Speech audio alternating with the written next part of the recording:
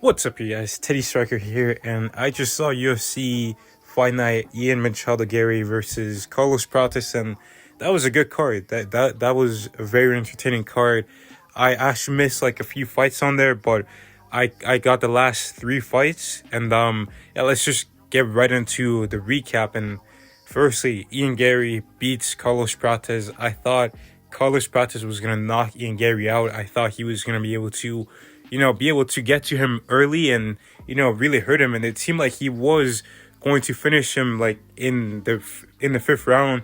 It seemed like he was hurting Ian Garry with some ground and pound shots at one point. But the problem with Carlos Prates is that he was not poking Ian Garry like Ian Garry was poking him. And what I mean by poke is a strike or something that isn't really that powerful, but it's meant to set up your offense and kind of disrupt your opponent's timing. And it's something that you don't really have to commit too much on. It's just to get you started. And I felt like Carlos Prates wasn't really doing that.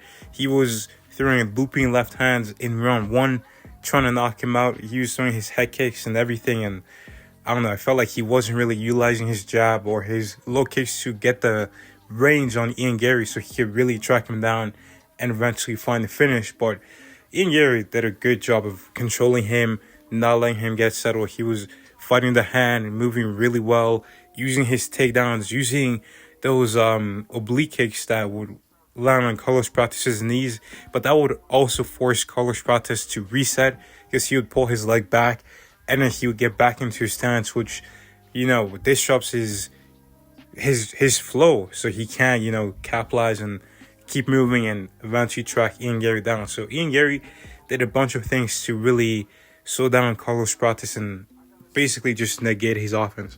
He was also using his takedowns very well whenever Prates was getting too close, but I felt like he was getting a bit comfortable. I mean, a bit predictable, because anytime Prates would get too close, Garry would just duck down and then go for a takedown.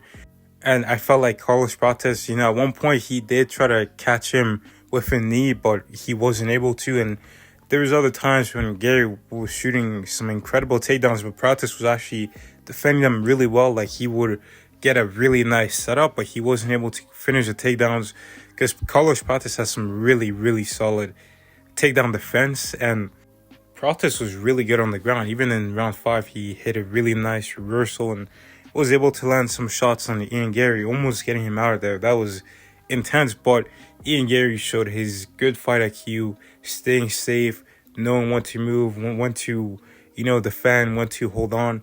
He just did great, and I think that he should fight Sean Brady next. I feel like Shafkat is going to get the next title shot. Kamaru Usman and Joaquin Buckley are fighting in June, so they're probably not going to get the next title shot. So have Bilal, or if JDM wins, have them fight Shafkat. I know Islam's talking about moving up, but I would like to see Islam Makhachev stay in the lightweight division just for the rest of this year, because if he moves up now, then there's going to be this whole thing of, oh, okay, well, whoever gets the belt isn't the real champ because Islam moved up. And, we want to see the champion really finish out the weight class. And he has almost beat everybody. But I like to see Islam fight Arman Tsarukyan again. And then Ilia Topuria, I feel like that's a huge fight for Islam, a big money fight. So have Islam fight Ilia in June. And then he can have his last fight at lightweight against Arman Tsarukyan, and then go for the welterweight title. So you get your title defenses, get some money, and then move up while the welterweight division clears out, because there's a bunch of contenders at welterweight. We can't just have Islam moving up and then get a title shot. And then there's just so many contenders out there in the welterweight division. So we need the champion at welterweight to fight welterweight contenders. So if Bilal gets past JDM, hopefully he fights Shafkat, maybe in September. And then early 2026, maybe he can fight the winner of Sean Brady versus Ian Garry, and then Joaquin Buckley fights the champion who's going to be after that. I know he won't be active, but it's just the way things worked out. The welterweights, now they're getting active. They should have been getting active last year, but unfortunately they weren't. But I don't think Ian Garry should be in a title fight after beating Carlos Prates, but, get one more win against Sean Brady, and then you get your title shot. And then in the co-main event, we had Anthony Smith's last fight, and he got knocked out in the first round. It was like how I thought it was gonna go, and how a lot of people thought that fight was gonna go. Unfortunately, that's how it goes.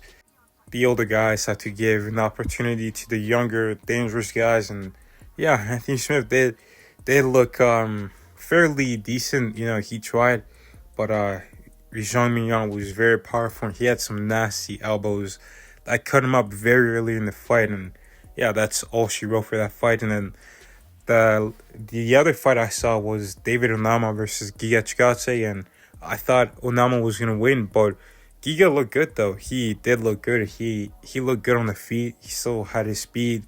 Had some dangerous strikes in there. He nearly knocked out David Onama in the first round. Like, I felt like he was losing that round a little bit, but then he clipped him with a really powerful shot, and then Onama's legs completely went away. It seemed like he was gonna get knocked out, but he was able to grab on and get a takedown on Giga. And then in round two, it was a really grappling heavy round for Onama. And round three, there was some striking exchanges, but ultimately it was the grappling that I felt like won David Onama that fight. And then I saw that Rude Boy Randy Brown got knocked out over Nicholas Dalby. I thought that Randy Brown was going to win the decision because Nicholas Dalby was a very durable guy, but that was impressive knocking him out. I didn't see the fight, but I did see the knockout, and you know, Randy Brown's a good fighter. I felt like he had a really close and competitive fight with Brian Battle. That watching live, I thought that Randy Brown won, but I like to see him get another opportunity to be in the top 15. You know, he was supposed to fight Carlos Prates back in November, but then the UFC decided to, or maybe Randy Brown was injured and then he fought like 1 month later against Brian Battle, so that fight got canceled, the Prates and, you know, Randy Brown fight. But maybe that could be a good fight to run back. You know, let's see how good Randy Brown is. I mean, that's gonna be a fun fight.